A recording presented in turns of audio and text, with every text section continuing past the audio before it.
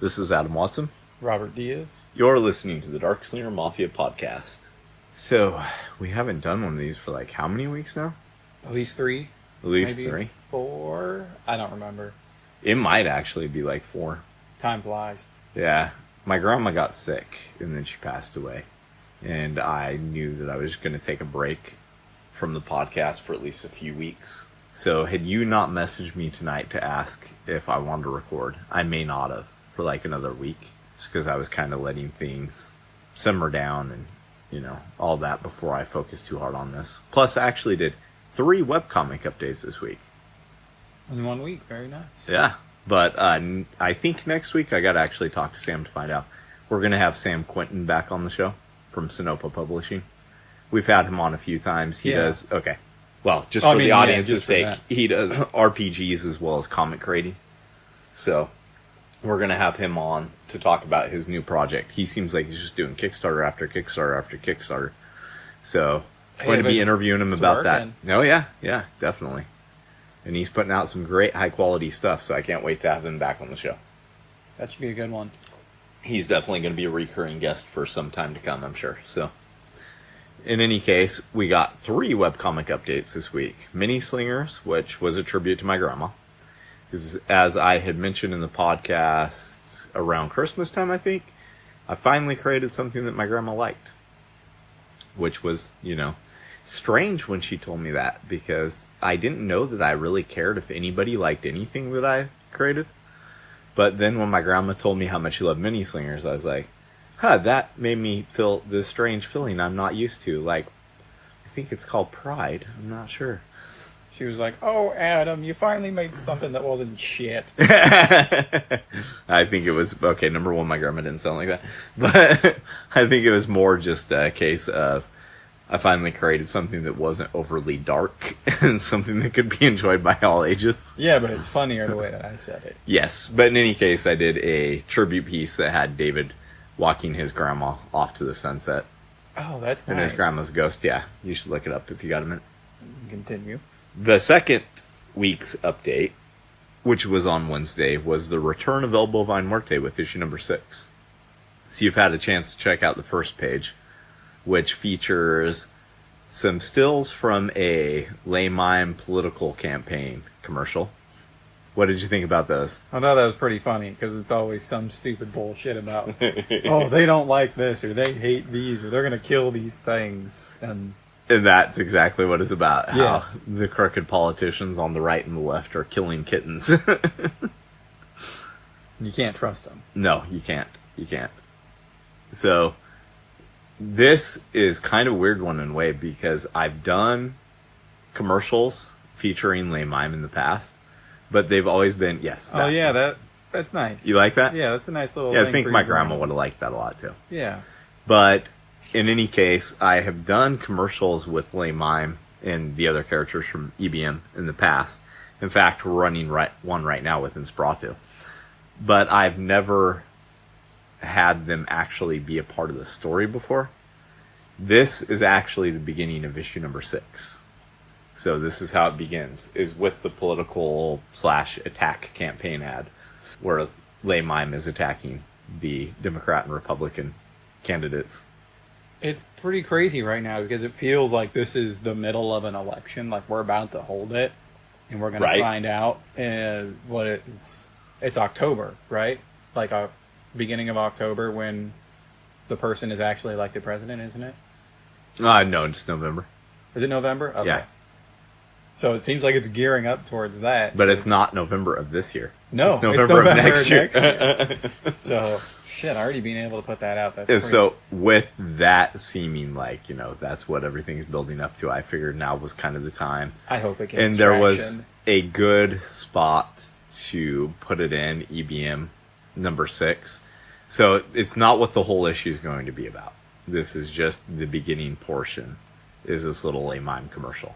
I think when it gets closer, whenever the hell you feel like, you throw up just like those campaign ads, just like one single poster style thing. Well, in between things, just like it's okay. It's so it's the like update continuity for this week, I'm sure I'm not going to have the podcast up before the new EBM's posted, so I'll go ahead and just say this. The next week's ad is actually a poster of Lay Mime in his Uncle Sam outfit, in like this circle, and it's the image that I am going to end up putting on t-shirts that says Lay Mime for President 2020, because even an imaginary mime is better than these two ass clowns. And then in very, very small caption, I'm going to put down at the very bottom of the page an asterisk that says that there is no proof that any other candidates kill kittens, and all kitten killing is assumed on the part of the viewer. So I think that'll be great, especially like the posters. If you just throw them in, because you got the continuity of the story, poster, right? Story. So yeah, this issue still takes place in the future. Bethany and the mutants are still in the future. You're going to get the sense that this campaign is somehow important, but it's not going to be solely focused on in this particular issue. It's just kind of a backdrop to it. But once I figured out how to work that whole idea into the storyline, it just flowed from there. So issue number 7 is probably going to be focusing it quite a bit more. Should be good. Yeah. And the third update this week was page number 5 from the Inspiratu X EBM storyline. So people do that X now when it means crossover, I think. I'm not sure if that's what it means or it means versus. In any case, it's the Inspiratu X Bovine Muerte, page number 5. Is it this one? Yeah, it's that one. I just posted it. And that one up today. Oh, this is what you were posting? Yeah, I put that up today. Inspiratu is supposed to be up on Friday, but we weren't able to do that this week. So it had to go up today. Because he is inspired to. Yes. That's Inspiratu. That's Inspiratu. That's Inspiratu's whole thing, is because everything is, what you inspire to do. This person is inspired to do this. I like his tie. Yeah. Is this the first time you're actually seeing the character of Inspiratu? Yeah, I haven't seen Inspiratu until now. Oh, okay. Yeah. What do you think? He looks like an office worker. That's what he's supposed to look like. He's a motivational speaker, so it works. Right. I don't know how you get a custom tie made, but that would be good. Custom ties are actually really easy to make. What I want, but it would be expensive, and I think I've talked about it before. I've definitely told you. I don't know if I talked about it on here. Political wise, I don't donate to people. Shit like that. I don't care. They're not getting my fucking money. Right. Because fuck you and fuck the government. Yes. What I would pay for would be for Bernie Sanders, and it's a mug, coffee cup. It's heat changing, and on it's just like a picture of his face on the front, and he looks normal. Oh God, that'd be a horrible thing to drink too. He's looking as clean as he can, hair combed over, and all this stuff. But then, so you actually want one with like combed hair Bernie? Because that's like a variant Bernie. Yeah. Okay. And then when you put the hot liquid in there, they rise up from the bottom. It starts to reveal at the bottom. It says "Feel the burn," and then the face changes to crazy hair burning. That's what I want. I would buy that from his campaign. I can't say that I would buy anything from any of their campaigns. Oh, I'd buy that. But I'm hoping that some people want to buy Lay Mime presidential campaigns t-shirts and posters and buttons. And gotta throw it up on the internet, man. I'm going to be. You gotta get it in Reddit. Yeah? There's a lot of shit on there. Dude, I told you it's for everything. Yeah, it's literally true. Everything. Yeah, I've got to figure out, the way to market on the internet is a little bit different now than it was even 5 years ago. It's always different. Yeah. I got Instagram pretty well figured out, but I don't like a lot of the other social media sites. I fucking hate Twitter. I don't really get that. All Twitter seems to be is just people bitching. I noticed that when you take away people's ability to write things, there's far less bitching. It's like Twitter is number 1 for bitching because it's the thing that's the most known for writing, right? Facebook is second most bitched on thing, but you go to Instagram and it's just all pictures. And the pictures aren't bitchy pictures. They're just fucking, people doing artwork and sculptures and... It's kind of what the internet is for these days, is people bitching, Or getting vindication about their bitching. That is not what the fucking internet should be for. So, the most powerful tool humanity's ever known to connect you across vast distances of space, and we think it's there so that somebody in China can what? Know how pissed off we are that a TV show didn't end the way we wanted it to, or that... Everybody has an opinion and they all suck. I know. They're all fucking wrong, too.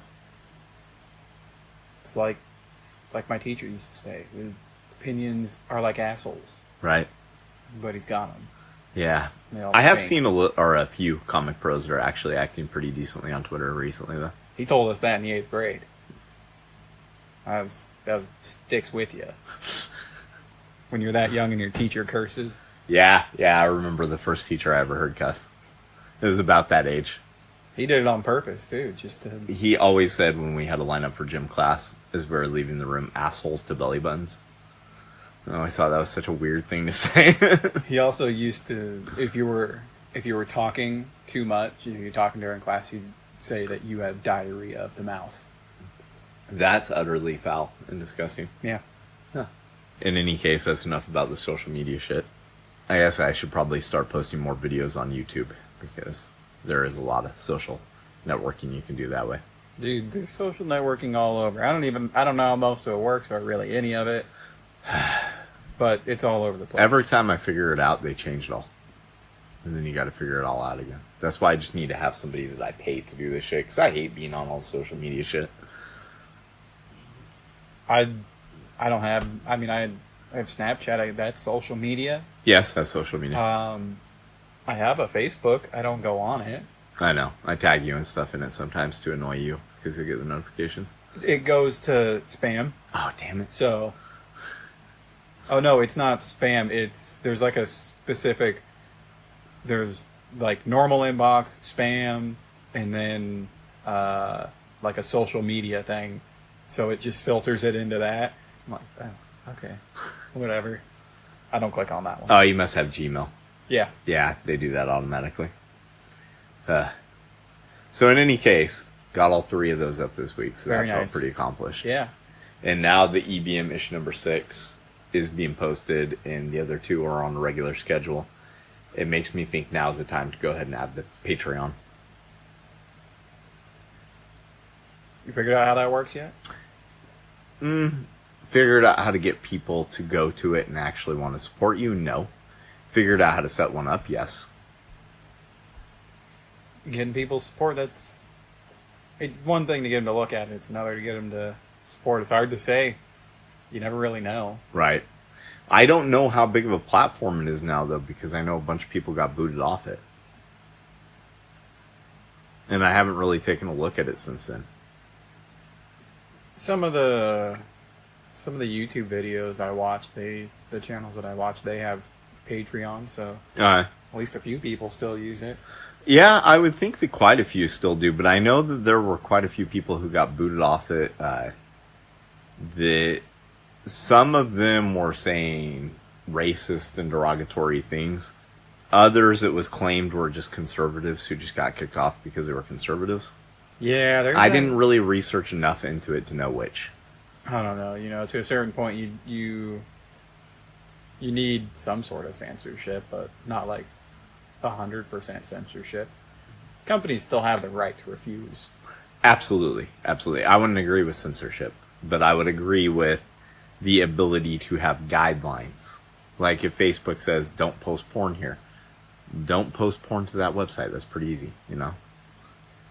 Yeah. And I think it's in most of the bylines, terms of service for most of those things, not to use hate speech. Yeah, people get pissed off about that. Well, fuck off. Go find a different website that lets you do that. Right. Just because it's not as big or you don't know as many people on that. Fuck cares. Right. If that's what you want to do, yeah. Why do you even need to put your fucking opinion on the internet for everybody to see? I don't know. I guess that's what we're doing right now, though.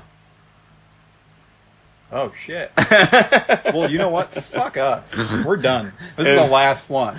In any case, I'm not planning on going around going on and on about Trump, so, you know, like, there'd be no reason to remove me if they're removing conservatives.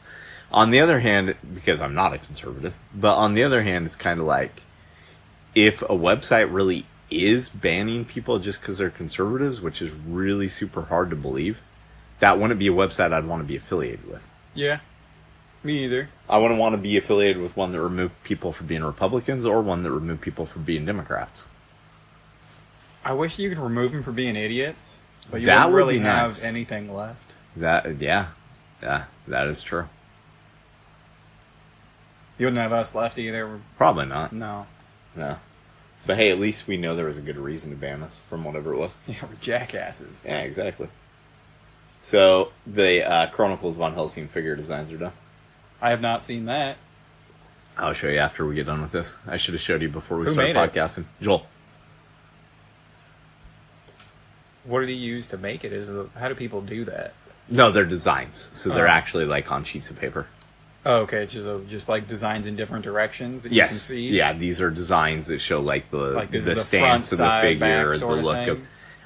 A lot of times they're actually 360 turns. He didn't do 360 turns, but I think there's plenty to work off of for the sculpture. Yeah, see, that's what I wasn't sure if it was like considered a 3D model rendering. This sort of is thing. more of like, this is a stance, this is the way the character looks, these are the weapons that would be incorporated with it, that kind of stuff.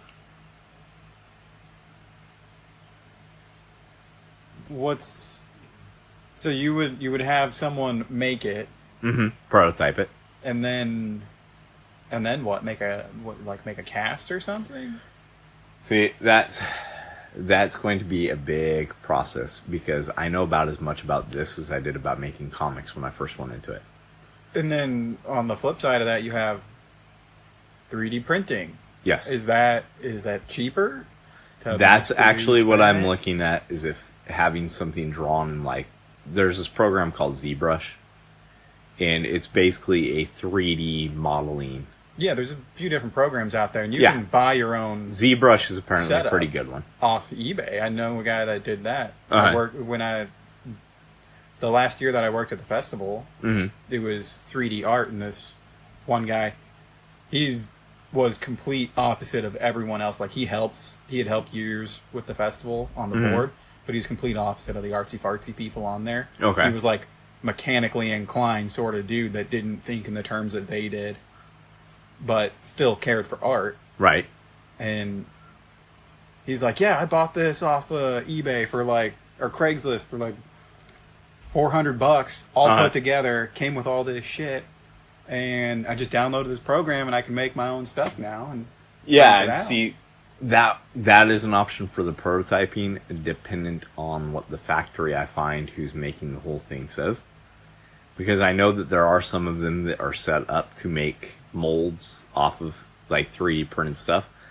But since it's a different type of material than your standard prototypes are made from, I'm not sure that it's something that they can all do. So whatever the case, that's something I'm going to kind of have to work out with the factory that I choose.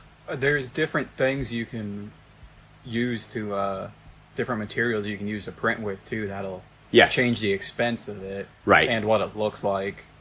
But whatever the case, I know I won't be making the figures themselves 3D printed, because the cost when you add in the packaging and all that, it would be prohibitive. But to 3D print the prototypes, that's more of a possibility. It's really just going to be dependent on, is this the cheaper way to go, or is having someone sculpting this with some sort of modeling clay, and then, prototyping off that, what's the best option to go with here? That'd be tough to say, because if you go to get someone to make a sculpture of it, then you got to find someone that's talented in that sort of stuff, I already have that. that has the time to do it, and then you got to know I already have that. what it's going to cost I already have that. and all that. Are they really that good? Yes. How much time it's going to take for them to make it? Quite a all bit. that stuff. But on the flip side, 3D printing, you got to find someone that can build it inside there. Right. I don't know how complicated that is. It's not easy. You got to find an artist that's specifically good at 3D model drawing. Yeah, and then how Have you ever How actually taken specific? a look at 3D programs to draw on? Yeah. Yeah, they're complex I don't looking know, to me. I don't know really how to do it. Right. But you got to find someone to do that, and then how detailed can they get in that? I think you can get pretty detailed, but that just costs more and more money to be doing that. And then there's, like I said, the materials. There's the materials. That's about it. You got to wait. I don't know how big it is, but it can take. It'll take some, like, probably 3 to 8 hours. I don't know how long it takes to print one out. I don't know. I've seen some things getting printed, and it can take quite a bit. 'Cause right. Laying all the layers down and all that stuff. Basically, though, I just need to know from the factory what their preferred method is for the thing that they're going to make their molds off of. And what sort of thing they need. And so I'll talk to them about 3D printing. I'll talk to them about having a sculptor.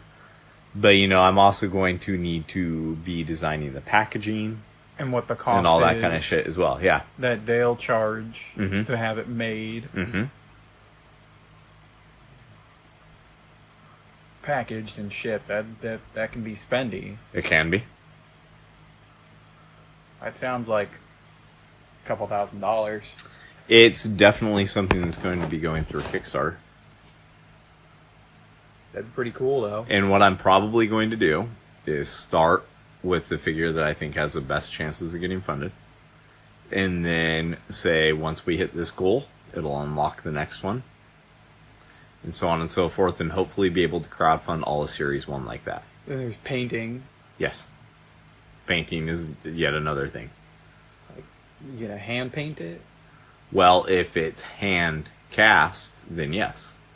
If it's 3D printed, then I don't think I need to. I think I can just have it printed with those colors, right?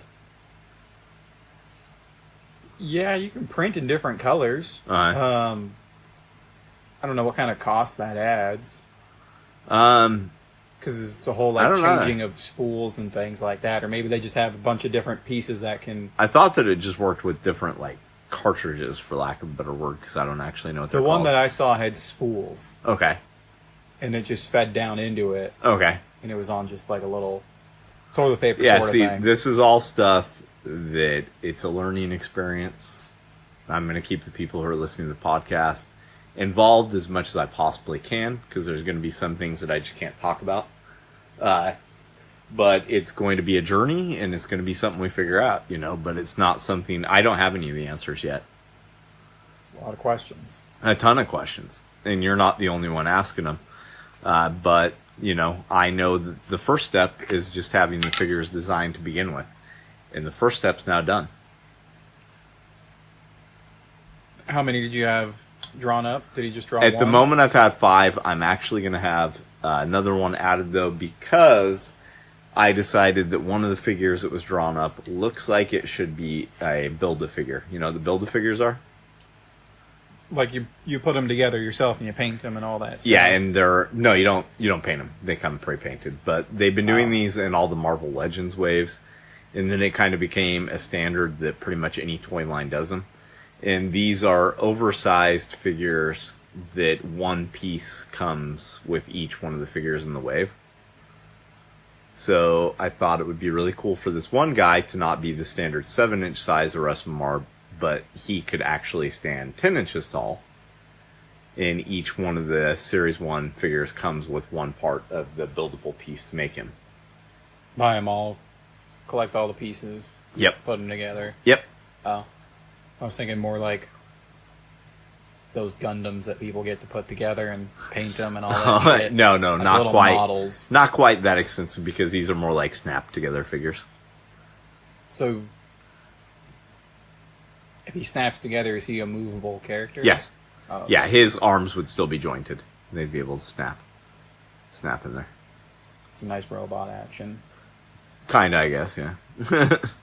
In any case, the buildable figure is kind of interesting in a way, because for people who like to collect action figures sealed, if they just really like that one figure, then are they going to buy one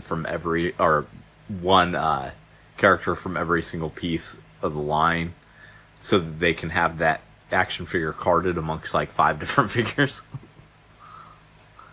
Well, I guess if you're the type of person that buys things sealed and keeps them like that, there's no way that thing could never be sealed. You'd have to seal it yourself. Right. That's what I'm saying. It won't come on its own card or anything. Yeah. Do you know what like an average price for a 7-inch thing like that is? It kind of depends on where they're sold and if it's aimed at the collector's market or if it's aimed at like the children's market. Yeah, I'm not talking like some stupid Comic-Con gotta come here to get it sort of thing. Well, when we're just talking like Walmart, we're talking these days for a 7-inch one like $15 to $17. What about you get one that's mass produced, but but like is a comic shop type thing? Yeah. You're looking at more like the $25 to $30 range. But sometimes more. You go into things from the world and there are Naruto action figures that are brand new that cost like $70.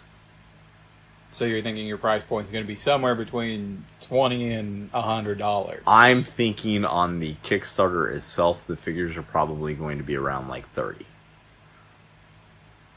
I think you're better off to try and hit the biggest mass market possible, bringing the best quality at a price point that's affordable, but it's not the cheapest thing or anything. You know, like you've seen Todd McFarlane Spawn toys, right?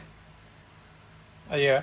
Okay, well, that's kind of the model that I'm basing off of. They're at a size where you can put in enough definition to make the figures really cool. Sculpts are super good. You know, like you never doubt, hey, this is who this figure is, you know, all that kind of stuff. At the same time, they're still definitely action figures because they have accessories, they have movable parts, you know, they're not just statues. The packaging on them is really cool, and the price point on them is a price that, you know, you might think twice about if you're not somebody who's like super into it. It's probably not going to be the thing that you buy for a kid for a birthday present. You know, it's not like a G.I. Joe or one of the Marvel Universe figures where they cost like $10 and you need to get something for your niece or nephew on the way to a birthday party and you just stop by and you're like, oh, you know, this is a boy. There's Wolverine right there, $10, you know. It's not going to be that kind of thing. But I also don't want to put it so out of the price range that you have to absolutely love this comic to want to buy something for it. You know what I'm saying? Well, then there's also the packaging sounds. I don't know how it sounds difficult. I don't know how that's done because you know you got to get all the cardboard made and the plastic that fits it, and then that sandwiched together. Mm-hmm. It's glued together, but yeah, whatever you want to call it. And then is that done at the place that these are made? Do you do that? You try to do it very carefully at home? Is it all? No, you don't do it at home. Is it an all-inclusive thing? Generally, you would find somebody who can package as well as manufacture. But there are instances where something is created in one factory, assembled in another. So it's possible that like this company may want to do all the manufacturing of the figures here and the accessories here, but the cards over here and the bubbles over here, and then they'll be sent to a fourth factory and all be assembled. If like the end result assembled in America, not made in America, right? Yeah, and if the end result is that I have this amount of figures that I purchased that are all ready to go out and be sold, who gives a shit, honestly? So I know the company I've been talking to for the longest, they have 3 different factories. And if you order from them, you are allowed to come over to China and investigate their factories, walk around them, talk to all the employees whenever you want. Let's go to China. That would be cool too. And if I start doing enough of these lines, who knows? Maybe that'll be something that I want to do. I'd go to China.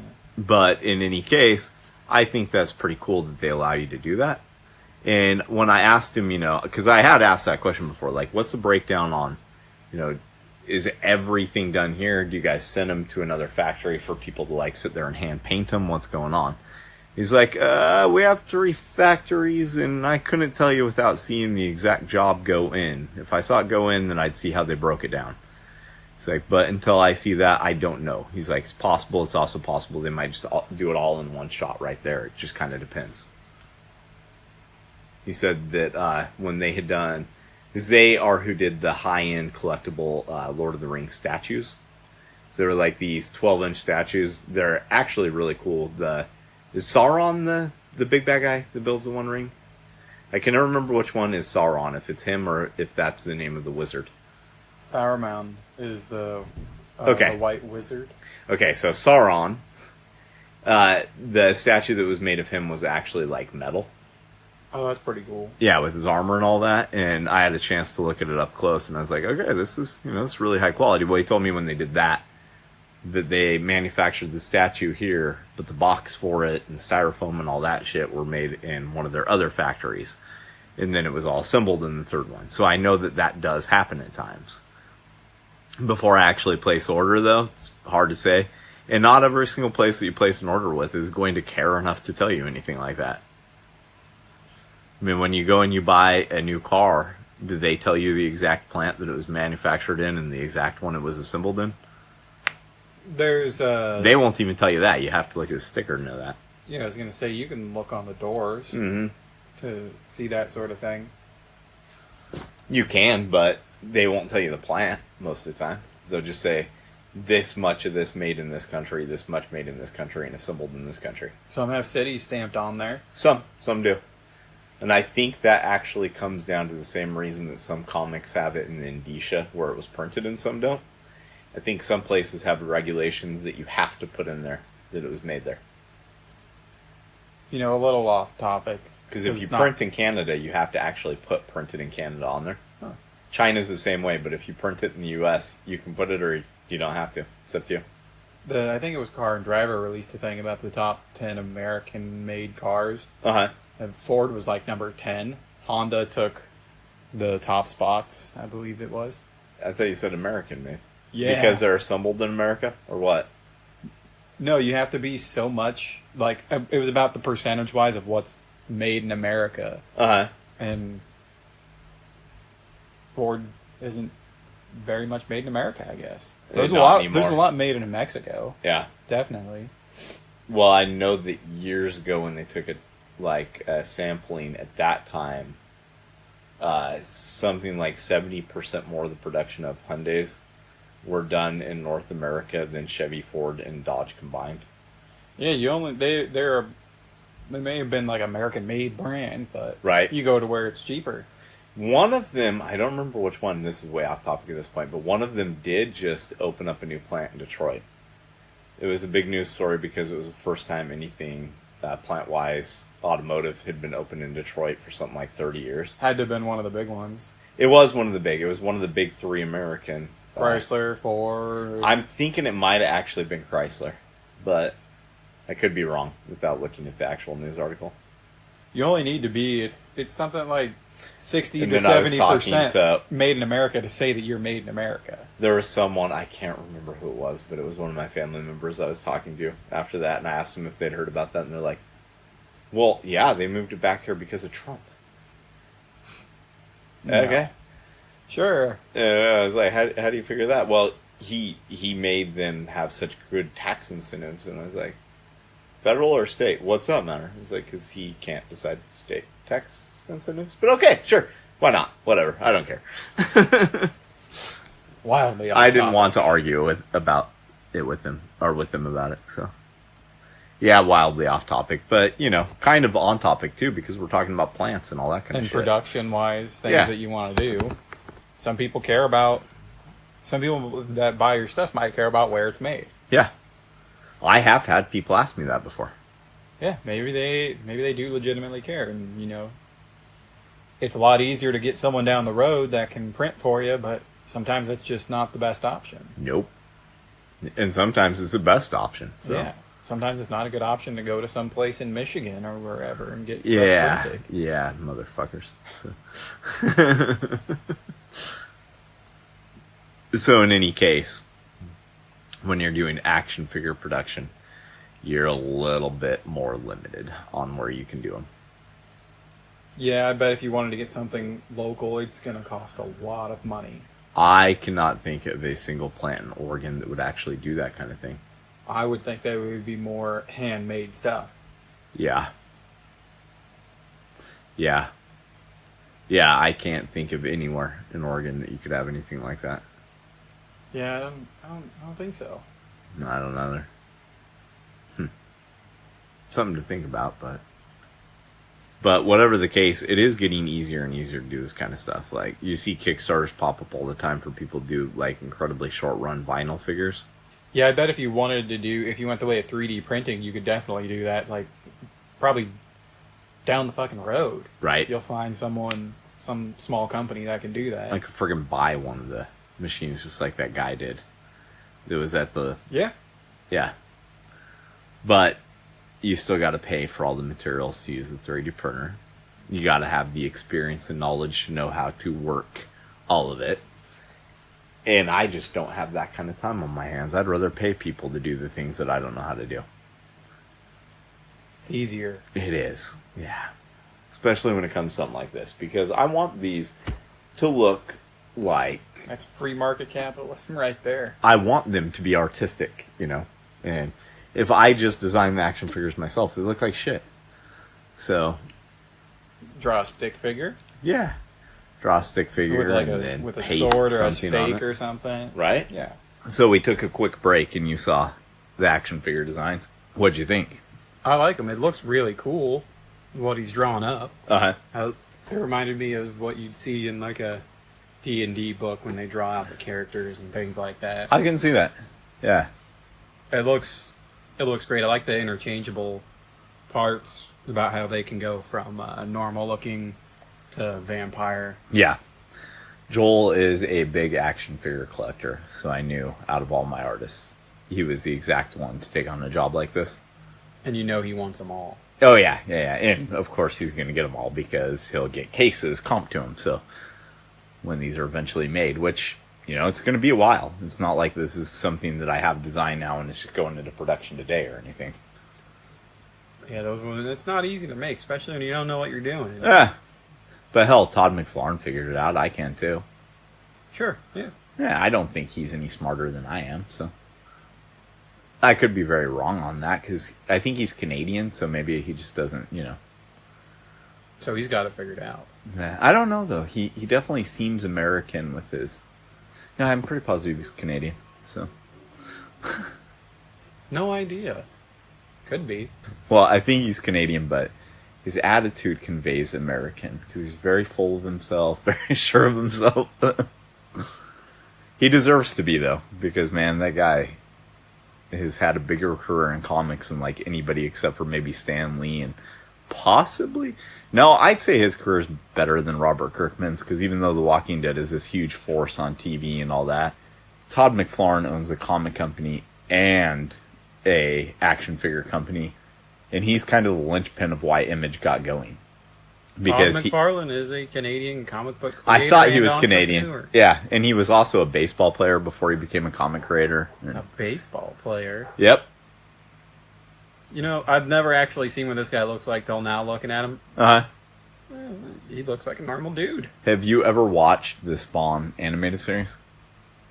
That HBO series? Uh-huh. No, I didn't watch it. Okay, so number one, he does the intro on all of them for at least the first season. I think possibly the second one as well.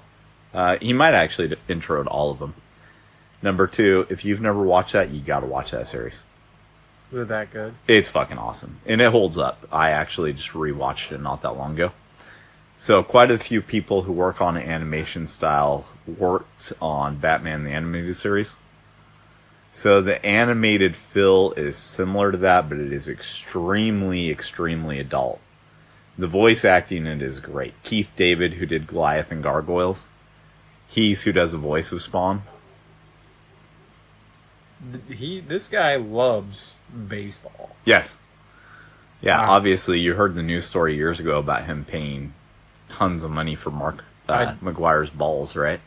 I didn't know that, but that sounds really funny when you say it like that. And I Right. just read it. He paid in 1998. He paid $2.6 million US at auction, And it was one of the smartest business choices he ever made. for his record-breaking 70th home run ball. Yep. And it was such a smart business move. You want to know why? Why? Because McFarlane Toys had been trying to get licensing rights to the baseball line of figures forever. And they just looked at him like, who the fuck are you? You know, we're not going to give these to you. These belong to Kenner and Hasbro and all these companies, right? And so he bought that ball as a strategic move. That, hey, if he can get his name in the newspaper associated with spending this stupid amount of money on this, then he's somebody in the sports world, right? Somebody that they're going to listen to. And he was right, because McFarlane Toys then went on to make baseball figures and hockey figures and basketball figures. And even though you and I might look at sports action figures and be like, who the fuck buys these? Fact is, people do. He was also a former minority owner of the Edmonton Oilers. Yes, I did know that too. And he designed the logo used on the alternate third jersey. That I did not know. He also was lead animation for Korn Follow the Leader music video and Disturbed's 10,000 Fists. You know that? So he's had quite a career, you know. I'm not a huge Oilers fan, but that'd be pretty cool, you know, jersey that he made. Right. I would rock that. Yeah, I'm not a big, like, sports guy, period. In fact, I don't like sports at all. No sports ball for you? No sports ball for me. But I can still respect when people have done something really big and impressive in any arena, you know. And that guy's conquered a lot of different things. But at the same time, you know, when he started out with his toy company, no one took him seriously. It wasn't even called McFarlane Toys back then. It was called Todd Toys. Todd Toys. Todd Toys. And it was just like, oh, he's making the Spawn comic and he's making these action figures to go along with it. Oh, yeah. But then he came out with something that had never been seen before. Highly detailed action figures. He's like the guy that created that. In the mass market, at least. I don't know if there were highly detailed action figures that were just collectible only things prior to the Spawn action figures. But those were the first that you saw on the shelf that looked truly badass, you know. And anymore, it's a little bit more common. You always see like the kids figures and like the collectors figures, and the collectors figures are really detailed and articulated and all that, but that all started with him back then. Well, that's pretty great legacy. Yeah. And you look at how giant Spawn is. You know, one of the differences I was thinking about the other day between like how big Spawn is had a heavy resurgence recently because it just hit its 300th issue. That's the jersey that you made. All right. It just looks like a sports jersey, but the resurgence of Spawn has gotten pretty big. There were a lot of people at Frankenstein that were asking me for Spawn stuff, and they haven't been recently. You know, it's kind of like interest got renewed in the character because it's hitting its 300th issue, and as of issue number 301, it'll be the longest running non-Marvel, non-DC comic ever. And number two, there's that movie that's always potentially in the works, keeps getting canceled, and then, you know, like it gets picked back up and da-da. And one of the problems with it is he only wants it to be a $10 million budget movie. They keep wanting it to be like a $200 million budget movie. Of course. He wants a $10 million budget movie because look at the types of movies that are the $10 million budget. They're the horror movies, right? That's what he wants this to be. He doesn't want it to be the, was it 1995 or 96 Spawn, where it was live action and it was just an action movie. The one that had John Leguizamo as the clown in it. He was terrifying. Yeah, he was. Have you watched that thing, though? Well, yeah, when I was young. Okay, you should rewatch it as an adult because the CGI on it looks like early PlayStation games. That's awful. Like PlayStation 1 games is so bad. That was where I first saw Spawn as a kid, was in that movie, and I thought that he was just badass. Right. With that big-ass cape that could do all sorts of crazy shit. Yeah. Yeah, it was pretty cool. And so, yeah, in any case, I like Spawn a lot, but Todd McFarlane as a creator, I like his artwork. He's not one of my favorite comic creators by any means, but as a businessman in comics, he's huge as far as I'm concerned because, you know, he created this toy company, did all this. Oh, yeah, definitely. That he's not the only person out there who can do that. No, he's just someone that was... And, what I was saying is, you know Spawn for this amount of time, and what has ever been licensed with the character? The movie, couple of video games, the cartoon. But the toys are all put out by McFarlane Toys. There's not a Funko Pop of Spawn. It's like the only big comic character that there's not a Funko Pop of. Yeah, there's a Funko Pop for everything. Except for Spawn. They all look the same, too. A lot of them, yeah. Well, I mean, that's kind of the whole nature of it. In order to make them so quickly, they have to have them all be basically the same thing, right? Yeah. It's kind of like He-Man back in the day. Use the same body for every single one of them, and you can crank them out at lightning fast speed. It's a good business idea. But in any case, my point is, all the comics, all the graphic novels, all the action figures are all done by Todd. So, I mean, not all done personally. Obviously, he's used writers. He's used, Yeah. But he's completely in control of his destiny in that way. The stuff that he doesn't know how to do or doesn't want to take the time to do, sure, he can license that stuff out. Like the couple of video games that have existed based off the character.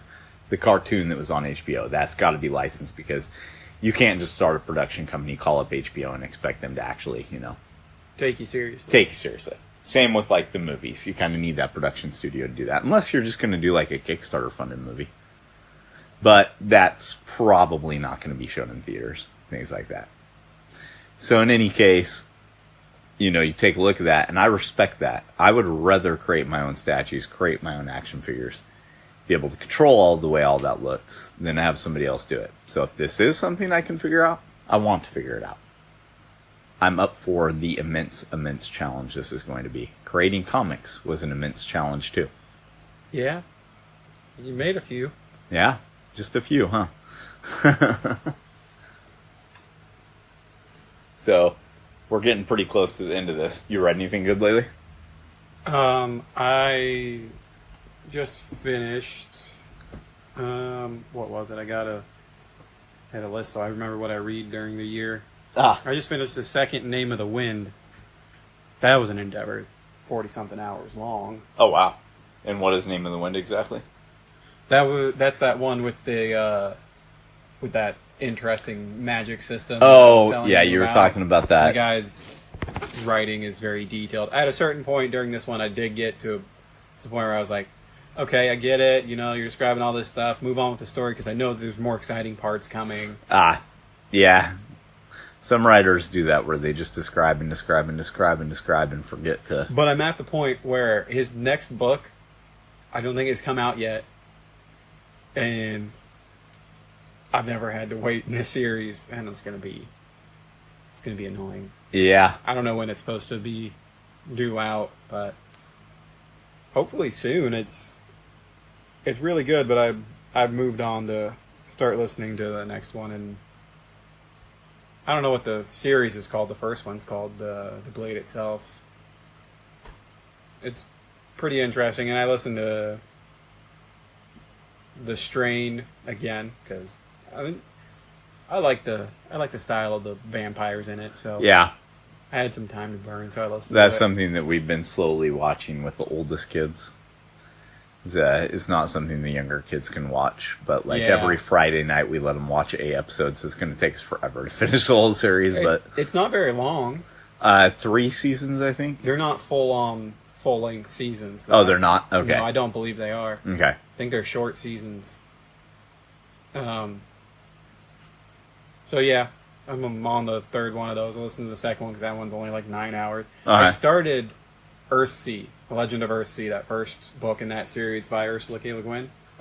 Because she was such a big writer in that genre. And I'd never made it to any of her stuff, so I thought, I remember watching the bad sci-fi movie as a kid, so I thought I'd give it a shot. Yeah.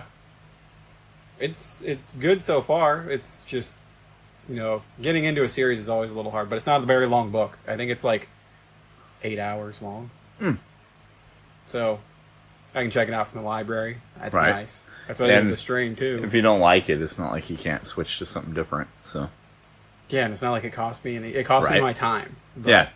Usually... It's usually time you're doing something else anyway, right? Yeah, like driving. Yeah. It's kind of like when I listen to all the crazy people talking on YouTube, and some of them who aren't so crazy. I'm doing other things when I'm doing that. So it's not like my time's really been used up on just that one task. Yeah, as long as you're doing other stuff, there's nothing else you could be doing. Right. So... Yeah, I mean, I guess I could put in movies back here and, watch a regular movie, but I might as well learn about, this or that. And I listen to the people yakking on both sides of the comic industry and people talking about what the value is on this comic this week and the Today I Found Out channel and, all that kind of stuff. So I like that channel. I do too. I love that channel. A good one that I read earlier in the year, I don't remember if I mentioned it was called Blitzed, Drugs in the Third Reich. That one was really good. I got it. It was It's a channel called that or a documentary? No, it was a book. Oh, okay. And I listened to the audio version because I found it. It was on sale. It was like $5. I was like, okay, I'll pay you $5 for this book. It was really interesting. It was about the drugs that the Third Reich produced and used in Hitler's drug use and the notes that his personal doctor Is this had actually a left behind. legit thing or just Yeah. Oh. It was research stuff and trying to put together these notes because for some reason, I guess it was kind of hard to translate his notes that his doctor was using, and what he was injecting into Hitler and all this stuff. And That's crazy. You can kind of, after listening to that, they would use Pervitin was their big drug. Pervitin. It was I meth. don't know that one. What? Really? It was meth. Yeah, they made meth. Were they just using it on like the foot soldiers or the? Well, at first they had banned all drugs. In Germany, pretty much, you can't have any of that. This is not what you should do, right? Sort of thing. And then they started to, then it wasn't marketed as that, and they started to give it to the soldiers, and that's how they won so quickly in the beginning, taking so much ground. They were all jacked up on meth. I mean, it makes sense in a way. It was like take two Pervitin tablets. Cocaine was originally something that was used for medicinal purposes. Still is. Heroin was originated by the Bear Corporation for medicinal purposes. My friend who works in the hospital, they have cocaine on, like, topical stuff on hand. Really? Nosebleeds, it works really well for. That's nuts. Yeah. And then, let's see, opium had medicinal uses. And still does, obviously, opioids. They may get you addicted, but they cut that pain. Oh, yeah. Real well. Yeah. There's lots of different things like that. Have you ever actually seen one of the old advertisements for heroin? No. So you know why it's called that? No. So the word heroin in a book or a movie or something like that existed, and that's why it's named that, because it was sold as this medication that would be like your heroin in the middle of the night. Oh. This nurse warrior woman who would come and save you. And so, like, the earliest advertisements that I've ever seen from Bear always have, like, this nighttime nurse type, almost drawn like a superhero in a way, I guess. I had wondered why those words are the same. Are the same. Yeah, it's actually named after that. So, yeah, I've been reading a comic called Moonshadow. Have you ever heard of that? Moonshadow? Yes. No. Okay, so this is a series. Yeah, so you type in Pervitin, methamphetamine. Oh, damn. Yeah. I never heard of Pervitin before. Neither had I. They made this shit, and they started to give to everybody. And I also didn't know methamphetamine existed back then. There was one doctor that had been like, you should chill on this shit.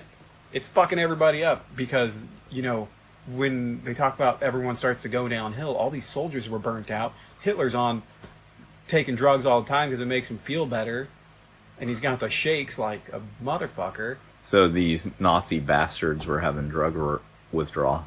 Yeah, it's because they didn't know the mental side effects that were gonna get to them a year later after being all jacked up. So I know you're not supposed to take joy in other humans having misery, but it's funny that they were having pain from withdrawals. Worth a read or listen if you get the chance. Okay.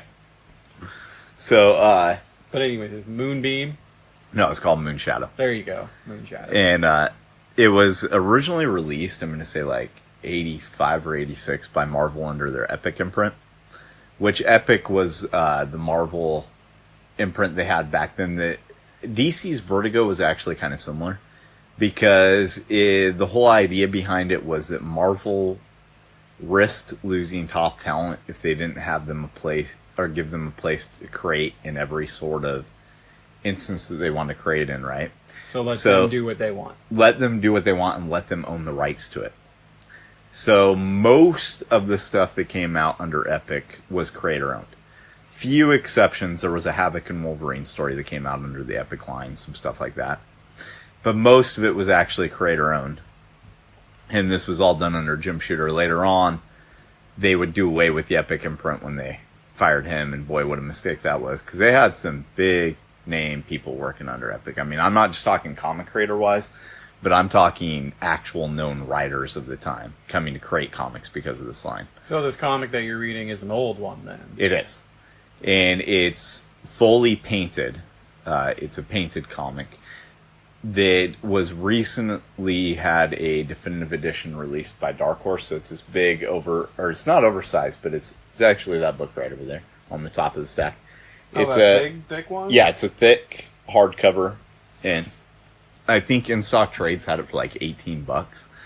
And it's something that I had been trying to find the single issues of when we're at all these Comic Cons for years now. I've been trying to find them in like the 50-cent and dollar bins, and I was only missing like 3 of the issues, and then it was announced that Dark Horse was releasing this, so I'm like, I'm not looking for those anymore.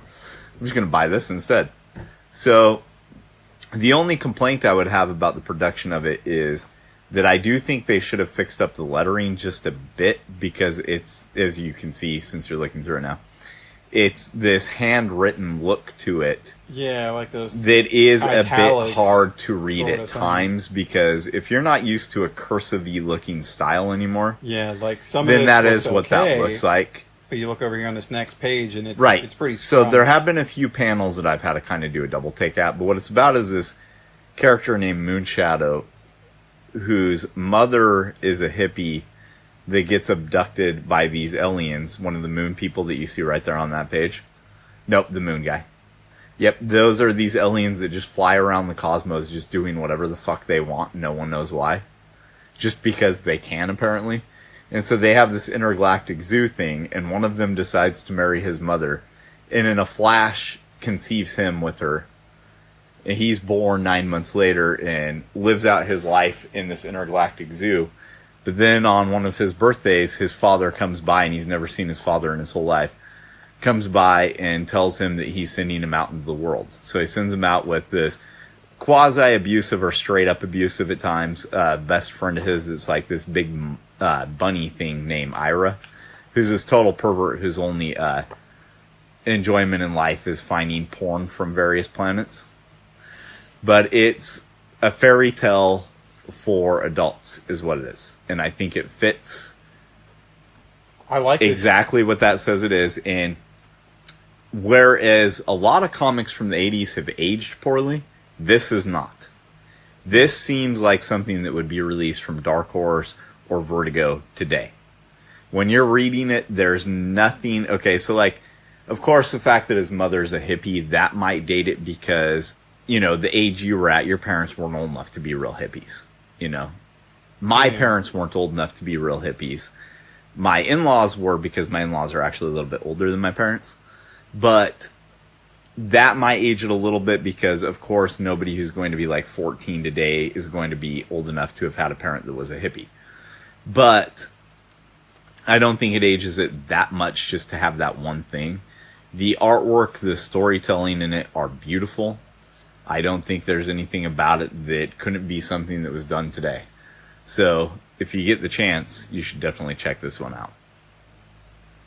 I'm currently only about a quarter of the way through. And don't flip through the back part. You're showing me things I haven't seen yet. Stop looking at it. Have you looked at the very back of it? No, I haven't. Do you want to look at the very back? No, quit looking. Can I tell you what it is? No. But it's cool stuff. Oh, I know it's notes and things like that. That's what I mean. It's just like all the panel one, right, panel the script. 1, 2. It's got the script. Yeah. It's like photocopies. It's got quite a bit of back matter in it. Of all this right old stuff. You know, this is way cooler than staring at some stupid variant art in the back. Oh, fuck yeah. I'd rather look at this. Yeah, and isn't that just a beautiful book? It is. This is really well made. In Stock Trades, I think, still has this on their website for under $20. I think it's a great purchase. Yeah, considering retail is... And I will tell you, like, 30. you actually really read this thing. And it's not like the superhero comics from the era where they had to put in all this stuff just to make people read, like, then Wolverine lit a cigar. But you could clearly see that Wolverine was lighting a cigar. So you really didn't get why you were also reading that, you know what I mean? This has none of that. This is done in a very adult storytelling sort of fashion. And you have a lot of new sealed stuff over there. yeah, I do, in stock trades, you know, so. In any case, and like Frankenstein not that long ago. And then Fiction of the World was having a big discount on their omnibuses, so I bought the Punisher Max Omnibus by Garth Ennis. I already read that one. But in any case, there's nothing that feels like it's wasted words on the page in this, which is not the feel that a lot of 70s and 80s comics have. And I think the first issue took me 40 to 45 minutes to make it all the way through. Wow. So I've been reading this thing for 5 nights, and I'm not even a quarter of the way through. Generally, if I haven't finished something in 5 nights, it's because I'm not that interested in it. And I am very interested in this one. That's a lot of words. Yeah, it is. But it's good in a way, because how many comics make you read that much that actually still have an enjoyment factor to them?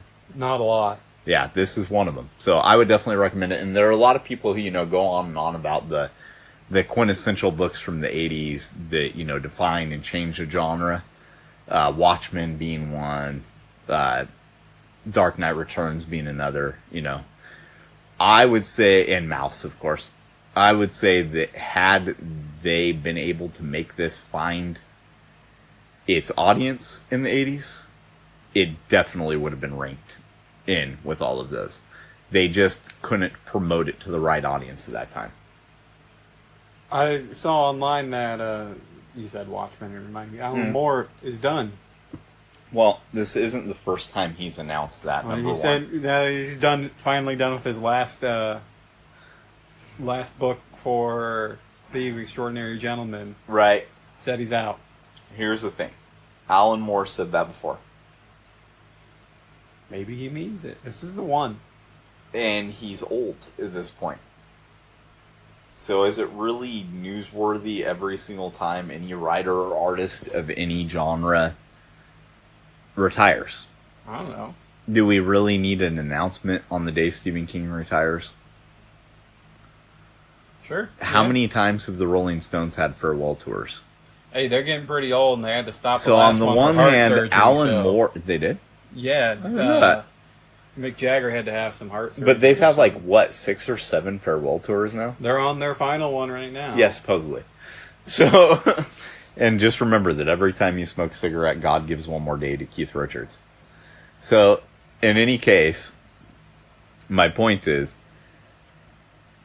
Alan Moore is the type that if he says he's done with something, maybe, just maybe, that'll actually really stick, because he does seem to actually do what he says he's going to do. But on the other hand, I'll believe it when I never see another Alan Moore comic released. So you'll believe it when he's dead? Yes. I'll believe it when he's dead, and only then if his daughter doesn't post or publish anything posthumously for 10 years after his death. Hey, that's not his fault if she does. It's definitely not. But I'll believe that I'll never see an Alan Moore comic again when those things have happened. But once he dies, he's pretty much done. The fact is, though, the guy's had a body of work that doesn't really matter if we see anything else from him. Okay. Whether you like or hate the things, he's done what barely any other comic creator ever has. He's created things that'll be remembered forever. He's had multiple properties turned into movies against his will. He's actually, done all of these things. He's the highest regarded comic creator there is, I think. Yeah, and I don't really know what he sounds like because I haven't listened to his interview. He sounds like what I do. But you do a pretty funny impression of it. But the fact is, all I'm saying is that, if he's done, it's not that big of a deal because he's left such a body of work that it doesn't matter. Sometimes if somebody keeps going past a certain point, they start turning out shit. Yeah. And he's turned out some really great stuff. Not everything he creates is for everybody, that's for damn sure. I, for one, am not looking to jump into Lost Girls anytime soon. Because the idea of, like, Little Red Riding Hood having sex with a bear doesn't do anything for me. But... well, what the hell's wrong with you? I know, right? But, you know, I mean, there's obviously an audience out there for that. That's cool. I guess. I don't know. How old is she? I'm not sure that is cool. In any case... it's a bear. Yeah, she's also a drawing, so I guess there's that. But, whatever the case, he's had this immense body of work that most of is very, very well regarded. And when he dies, is all going to be.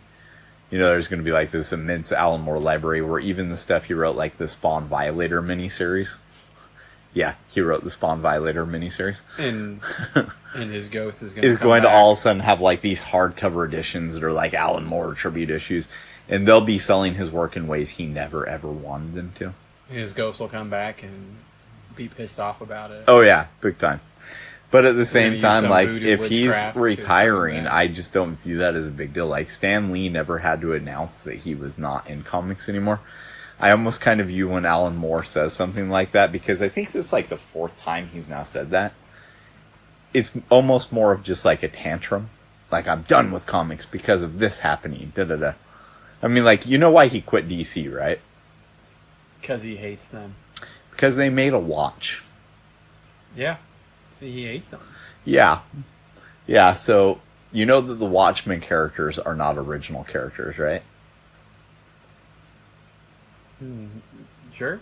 DC bought the rights to the Charlton characters. The Charlton characters were like Captain Atom, the Blue Beetle, the Question, a bunch of characters that you just relate as being DC characters. At least I do, because I've seen them as DC characters longer than anything else. And back when they first got the rights, Alan Moore pitched them on doing this series that would later become Watchmen.